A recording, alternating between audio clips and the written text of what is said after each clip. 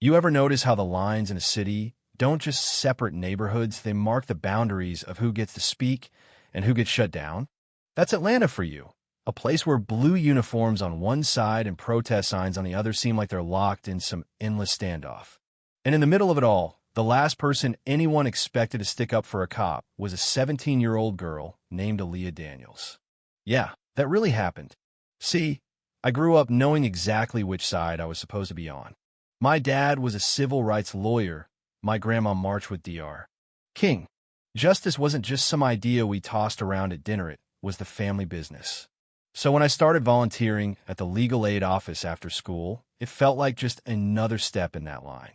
But the day I found myself poring over case files, body cam footage, reports edited so clumsily it was almost insulting, witnesses too scared to talk, I couldn't shake the feeling that the story everyone wanted was a little too convenient. Let me back up a sec. That week, Atlanta was on edge after Officer Blake Wilson roughed up a teenager during an arrest. Video everywhere, protests brewing, the usual cycle. The legal aid office I volunteered at looked like a storm shelter, phones ringing off the hook, my mentor Mr. Thompson barely looking up from his pile of cases. But what got me wasn't the protests or the headline sit, was a stack of documents with so many gaps and contradictions, you'd swear someone was trying to bury the truth under paperwork. Next thing I know, I'm at a community meeting, sitting in the back taking notes, trying to understand how the law is supposed to work for the people who need it most. That's where I spotted Officer Ryan Calloway, not decked out in riot gear like the rest, just listening. Most of the crowd was shouting, "All cops are the same." But Ryan didn't argue, didn't posture, just stood there almost like he actually cared. Some old lady leaned over and whispered, "That one? He's not like the others. Helped my grandson get home instead of jail." I didn't know what to think, but I kept his name tucked away. Saturday's protest started peaceful, full of energy signs, chants, volunteers scribbling legal hotlines on people's arms. I stayed near the middle, just observing, my phone ready. Then the mood changed. Counter-protesters showed up, a water bottle flew, the police line shifted suddenly. I'm stuck in the crush, panic climbing my throat, when a hand yanked me to safety. Officer Calloway, off all people, had pulled me out, shielding me from the crowd. He didn't say much, just, "Stay here a minute," then waded back in. I caught the next moment on video, a white counter-protester screaming slurs, lunging at a black woman, and Calloway stepping in not with force, but with calm, getting between them, holding the line. That's the image that stuck with me. But by Monday, the city's story had changed again. Police officer assaults protester. The headline screamed Ryan Calloway's name, splashed everywhere. The department suspended him. The union offered a lukewarm defense, and the public? They'd already decided he was guilty. Only I had footage of him de-escalating, not causing trouble. Still, his court-appointed lawyer bailed, said it was too political, too risky. At his hearing, the judge barely looked up. The lawyer pushed him to take a plea.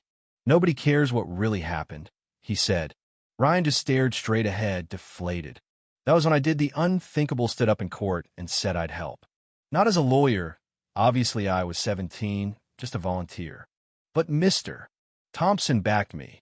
And to everyone's surprise, the judge allowed it, as long as he supervised.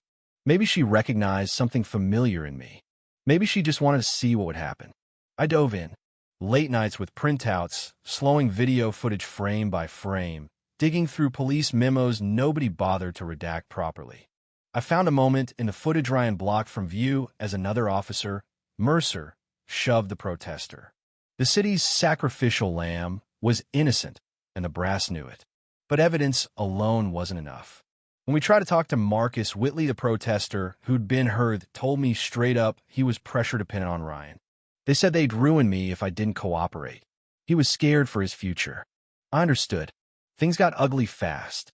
Our office was broken into, files rifled, but the backup copy survived. Grandma's mailbox got vandalized. Traitor spray painted across the front. And then came the fire. Someone tossed a Molotov through our window at 3 in the morning, nearly burning us alive. That was the line for Ryan. He tried to run, convinced if he disappeared, they'd leave us alone. But I chased him down, told him he couldn't give up, not after coming this far. If you quit, Every honest cop will learn to keep their head down. Every kid in this city learns silence is safer than the truth. Back in court, it was a war. The DA tried to paint me as naive, manipulated, a pawn. Said Ryan was using me as a shield, that the recording we got of Mercer and his lieutenant laughing about the setup was fake. They attacked my credibility, attacked Ryan's family, even sent videos to scare me. But my mentor, Mr. Thompson, and even Ryan's ex-wife, Wode, seeing the retaliation firsthand, stood with us.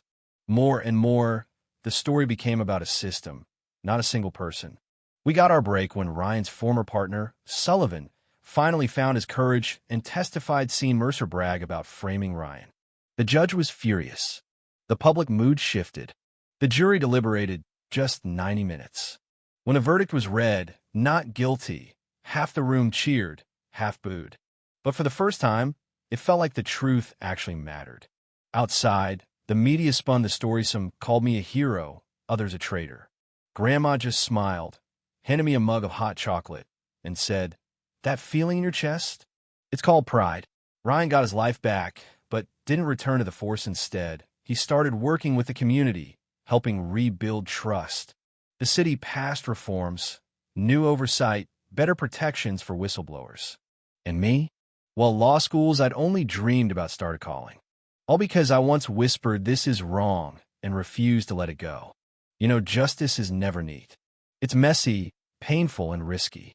The world needs defenders, people willing to get up, speak out, and fight even when it means standing alone.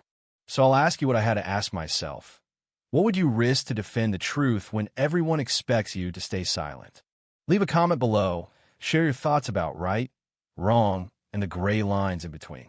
And hey, subscribe, and stick around for more stories that'll challenge you to find your courage, even in the places you least expect.